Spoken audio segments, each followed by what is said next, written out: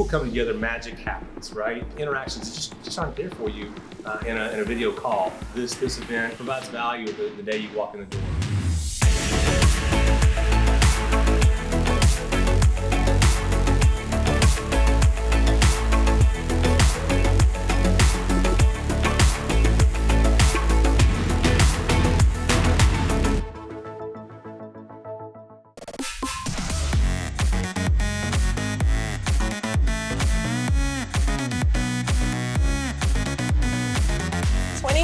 It's good to be back. Welcome back to the 2021 Grow Up Growers Premier Cannabis Awards Conference and Expo. I am here with my two excellent co-hosts, Crystal Chronic, Jackie Childs. Hi guys. And today with us we have Jennifer. Jennifer, tell us a little bit about yourself and who you are representing today. Okay, first of all, please call me Jen, otherwise I think I'm in trouble if I get the full Jennifer. Jennifer! I am a consultant in the industry. My work centers on compliance, licensing, and quality. Right. So I have been in the industry since the first company I worked with, which was Peace Naturals, way back in 2013. I was a member of the team that got that first new license, and have worked in a variety of roles since then, both with companies in executive roles and as a consultant, helping a number of companies with quality, licensing, startup. So wait a minute, so 2013, another couple of years, that's going to make you an OG in the game. Another couple of years, but I will never ever disrespect the real legacy OG people by ever considering myself OG. No, you're not a trailblazer? No, I was not a trailblazer. You know what, maybe a trailblazer in the new regulated industry, but certainly not one of the people who did the really hard sacrificing work of getting us to be able to have a regulated industry. Well, just the fact that you mention them is respect due. Right? Crystal. Yeah. So what's your favorite part of the job? My favorite part of the job is the people, far and away. This industry has a lot of challenges, a lot of difficulties, but has the most amazing, passionate, talented, beautiful people. That's my favorite. I love her. Yes! So what were you doing for Grow Up? What brings you here? Number one, I was asked to speak on a panel, so had to show up to be able to do that. My partner in crime, someone I've worked with a lot, David Hyde, asked me to speak. Yeah, we love And I Mr. have Hyde. the utmost respect for Mr. Hyde, so if he asks, I am there. So that was the first thing, but also just super excited to be back and see people and get out into the world. And I was having a bit of conference fatigue actually in 2018, 2019. It seemed we were going to a conference every week. Right. But now surprised how much I miss them, and so happy to be back. Truly. So, what is something that somebody new into the business needs to know and should know? And what would be one of the top questions that you get asked? Very good question. I just spoke on a panel talking about this very thing.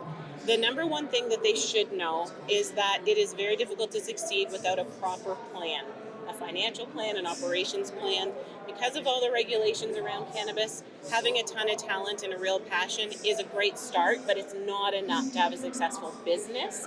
So we also need those other components of how long is it going to take to get a license? How long from then is it going to take to get a sales license so I can actually start selling my product, to make sure they're prepared to have enough capital in the meantime to get them through that. And the number one question I get asked is, do I really have to follow all these regulations? It's literally the number one question. And one of my key actually indicators of whether a company is going to be successful or not is, do they spend their time fighting against the regulations and trying to just moan and groan about them? Or do they say, well, this is really unfortunate, but we have to follow them, so how do we do it? And those companies who just say, how are we going to do this, are the ones who end up being successful. Well, I've heard Bruce Litton even say that good companies love a lot of regulations. Really? Yes. Really? It sets a standard. You know what? You know what? When you first said that, I just about fell off my chair. But then when I thought about it a little more as you continued, yes, we do need a standard. We do want quality product. We do want safe product. I think where we need to see a real evolution and we need some advocacy and some change is the regulations that are just for the sake of risks that may or may not exist. So now that we've had some time in the industry and time to evaluate what is the real risk of diversion, of public health and safety, it's time to reevaluate now, make the regulations be more in line with the actual risks are. What the real risks What the real risks are, right? So some regulation, you are right, is necessary for us to have a good, serious industry with standards. Right. Some of it is too onerous and making it too impossible. It's suffocating companies. So we need a revamp. Right. So what do you mean by some of it? What specifically would you like to see change? Specifically, I would love to see advertising and marketing relaxed. It's so difficult for companies to get their market share, get their brand out there. Love to see packaging changed. It's almost impossible to use sustainable packaging right now. No one can open the packaging. open it. You know, like we need to see some changes there. And they don't even know what to do with the garbage disposal of it. Absolutely, it definitely changes there. I would love to see changes from some of there are really strict regulations around how you have to destroy product, what you can do it. We need some relaxing there so that companies are not so burdened with the obligations that they can't focus on the growing or the product creation. And one thing I'd really like to see changes in some of the way the regulator approaches the industry. There's still such a stigma involved. And one of the things I was speaking about earlier is mandated by the regulations is the timing it takes for you to be able to get to profitability. Right. There are notices you have to put in. There are sales events you have to get. So it's impossible to be profitable in less than a certain amount of time. Yet that same regulator demands from day one that you start paying licensing fees and all kinds of security clearance fees, regulation fees. So I think there really needs to be a meeting there of, you know what, we have said you can't even get a full license until such amount of time, so we're not going to ask you to pay anything until that time. Like, there's a real discrepancy there, and it's suffocating. That's the a license massive holders. hurdle These for are any massive smaller company. challenges for legacy people to come to the industry, to be Right. You both think of the right? same Like thing. all Yeah, these right? challenges. I'm like, okay, if I was in the legacy, if I've been growing forever, to stay within compliance and the amount of money, like the barriers to entry are. When I say to you, you're going to have a $23,000 a year regulatory fee. Okay, what do I get for that money? I'm not sure. You get regulated. You right? get And rules. then every person you want to put through for security clearance, that's going to be $1,800. And then you're going to pay $1 a gram excise fee, plus an additional 1 cent for all your TH. Like it's astronomical. Why would anybody with a thriving legacy business want to sign up for that? Exactly. Right. Like so, and if you want them, like you've got to pay the money, like you said, right up front from Right up day front. one. Wouldn't that sort of force their hand to, well, you know how I've been making money all along, and you want that gone. You want to beat that market. You want that off the streets. You want that, we want it safe, regulated. But you're not giving any wiggle That's room right. to be, That's right. So you almost have to do some shady stuff to get along if you're going to survive to try to get in there. And I can't think of another industry where by the time you get licensed, which to get licensed, you've already put significant capital into building your building, hiring staff, because you can't get licensed until you have those things. Yep. Right. I don't know any other industry where you're then prohibited for a great number of months, if not years, from having saleable Is there an product. average amount of time that these companies have to wait? Really, you have to produce 2 lots of whatever you're making. If you're a processor, maybe you can make your product on the first week. If you're growing, you've got to get seeds and you now have to wait 3 months before you. Wow. Then you apply once you've got your lots created, and you're another 12 to 20 weeks before you can even get a sale. So realistically, we're looking at 8 to 12 months before people have saleable product and even an ability to whole make year. money. The list Right? is That's pretty crazy. long. The barriers. Can you to think of entry. any other industry No. where it's like, here you go, you're fully licensed, but don't sell Not anything. even liquor or bars But or... also pay me, though, all of your fees from right now. So it's just not a model that's set up for companies to be successful. There for has little to be people to be change. successful. Not even big people, unless they have an enormous amount of capital. Right. It's not fair to the industry, and especially not fair to the micro growers. I know this isn't something you maybe to answer. Maybe you can, maybe you can't. Why would Health Canada have such regulations that are so strict, prohibiting this industry to thrive? I think there are a couple of reasons. Number one, when the industry was originally set up, we all know it was not voluntary. They didn't jump in and go, yay, we want to do this. It was court ordered.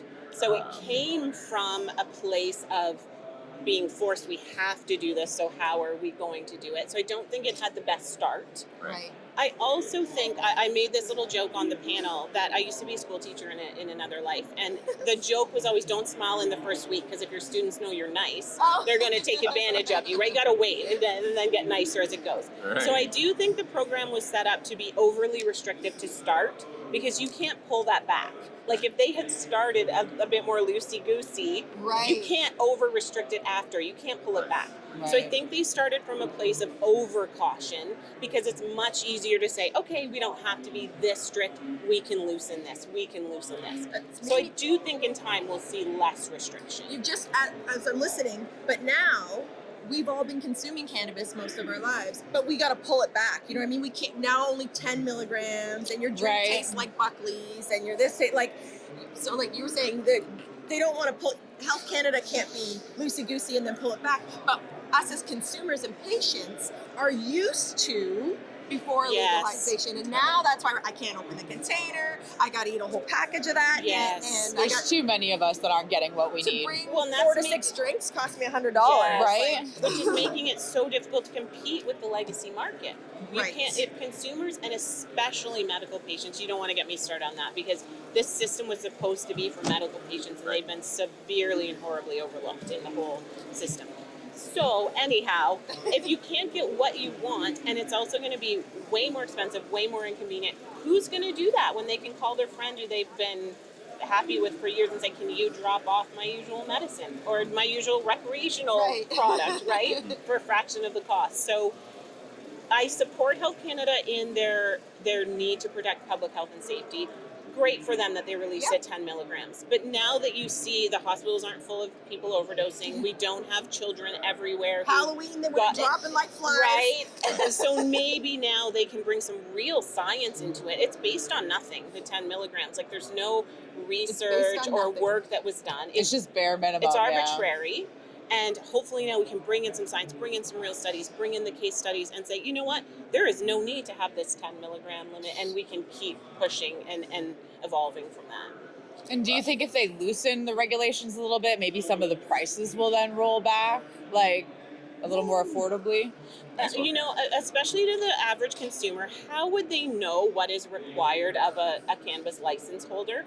And I don't think they understand the real cost, like just the cost of having to hire a QA person, the cost of the amount of staff that you need to keep all the records and documents that are required, the cost of all the lab testing, right? There is a real, genuine financial cost to being compliant. And so if we can get rid of some of that excise tax, some of the regulations that require so many resources, so many people, then of course the cost will be able to come down. Crazy. I love a sale. Hey, My kids say I'll buy anything if it's on sale.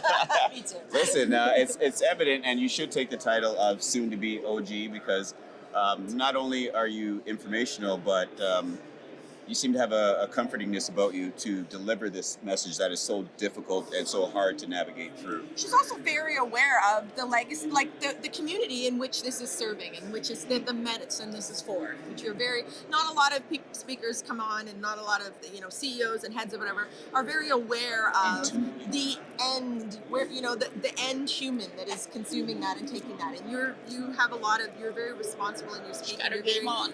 Yeah, I really like it. Got a game on. Anyhow, I really enjoyed chatting with you. Really liked sitting down with you. Can you tell us how we can find you?